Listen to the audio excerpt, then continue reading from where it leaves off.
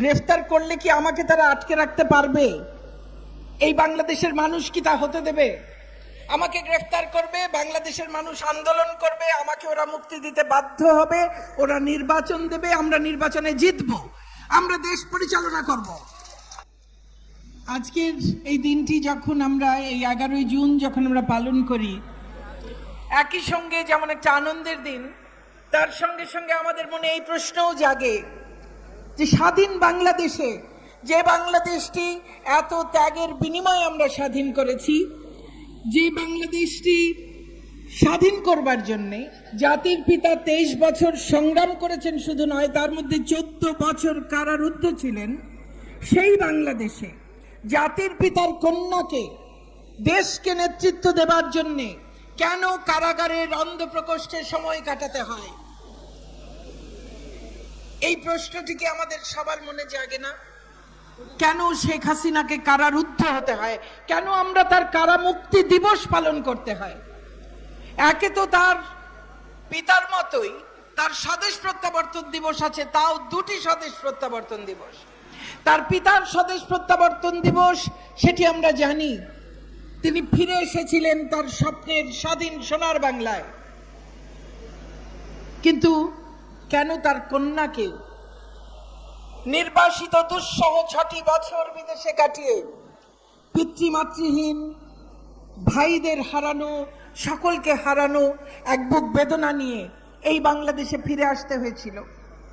কেন আবার তাকে 2007 সালে আবারও তাকে যুদ্ধ করে, সমস্ত আন্তর্জাতিক মহলকে আলোড়িত করে, আন্তর্জাতিক একটা জনমত তৈরি করে, সারা দেশের মধ্যে একটা বিরাট আন্দোলন তৈরি করে কেন তাকে ফিরে আসতে হলো? কেন তিনি নিজ দেশে আসবার জন্য এত যুদ্ধ করলেন?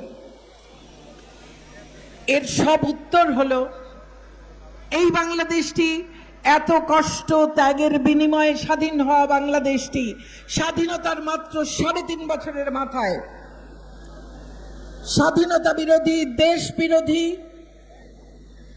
যুদ্ধাপরাধীদের কবজায় চলে গিয়েছিল। তাদের ষড়যন্ত্রে, তাদের দেশি বিদেশি ষড়যন্ত্রের দোষদের কারণে জাতির পিতাকে সপরিবারে নৃশংসভাবে হত্যা করা হয়েছিল।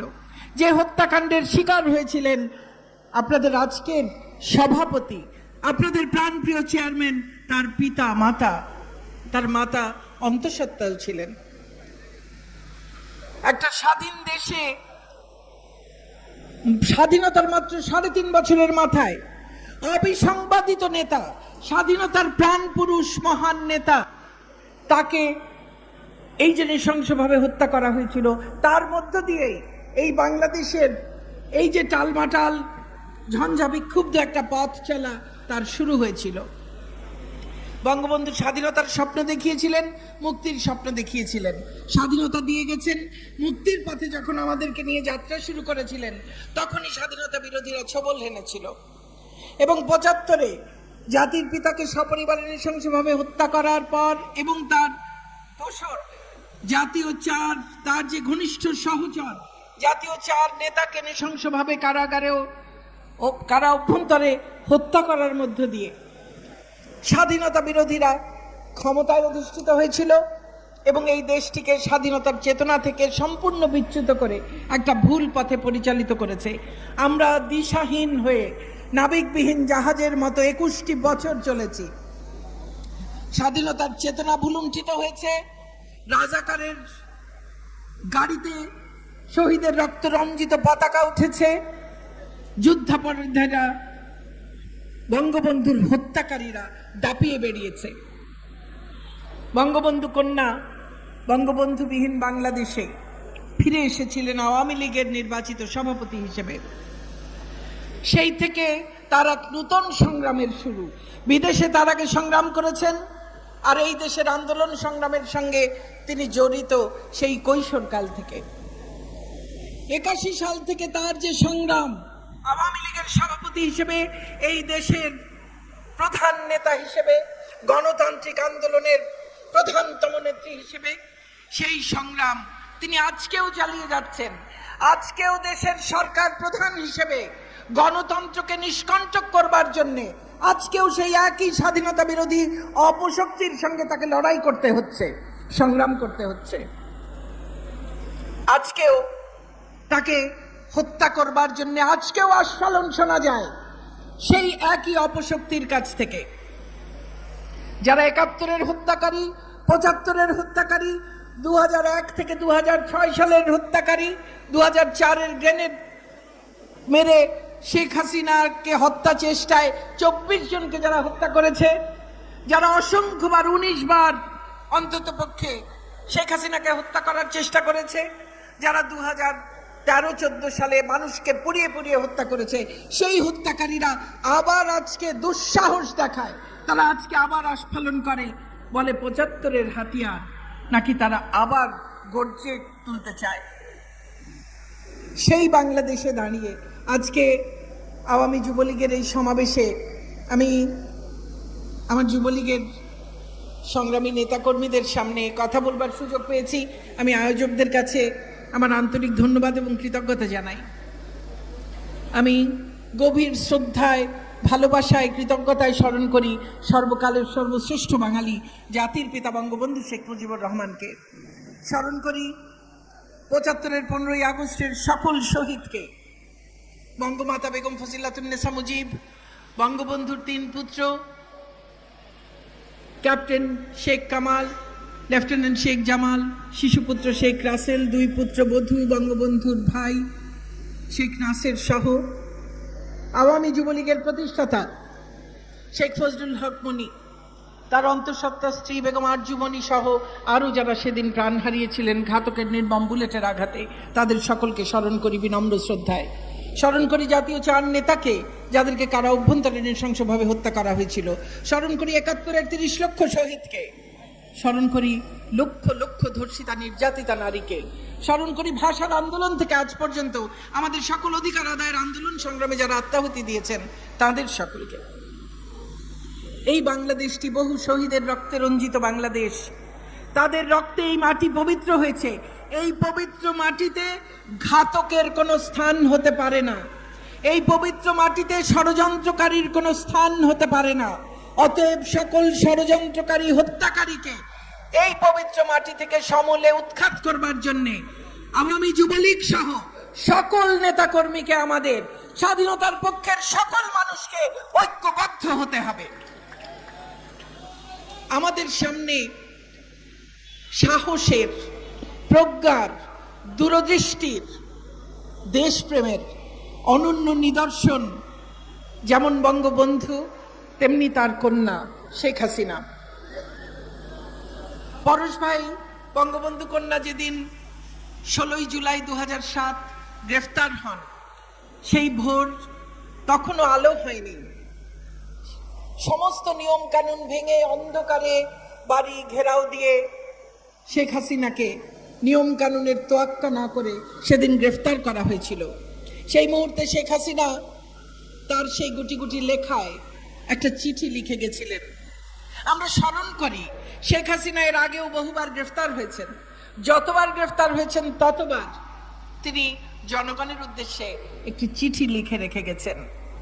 জনগণের কি করণীয়, তার নেতাকর্মীদের কি করণীয়, এই চিঠিটিও তার ব্যতিক্রম নয়। এবং এই চিঠিটির যে ভাষা পরশ ভাই পড়েছেন, আমাদেরকে কি মনে করিয়ে দেয় না আরেকটি ভাষণের কথা?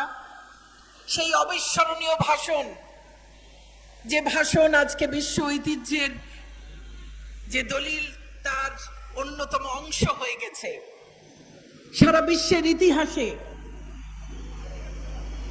বিশাল ভূমিকা রাখা যে সব ভাষণ আছে সারা পৃথিবীর প্রায় ২৫০০ বছরের ইতিহাসে, তার মধ্যে একটি মাত্র ভাষণ, যে ভাষণটি দিয়ে একটি জাতিরাষ্ট্রের জন্ম হয়েছে, যে ভাষণটি অলিখিত, মাত্র ১৮ মিনিটের একটি ভাষণ, সেই ভাষণ দিয়ে একটি জাতি রাষ্ট্র তৈরি হয়েছে।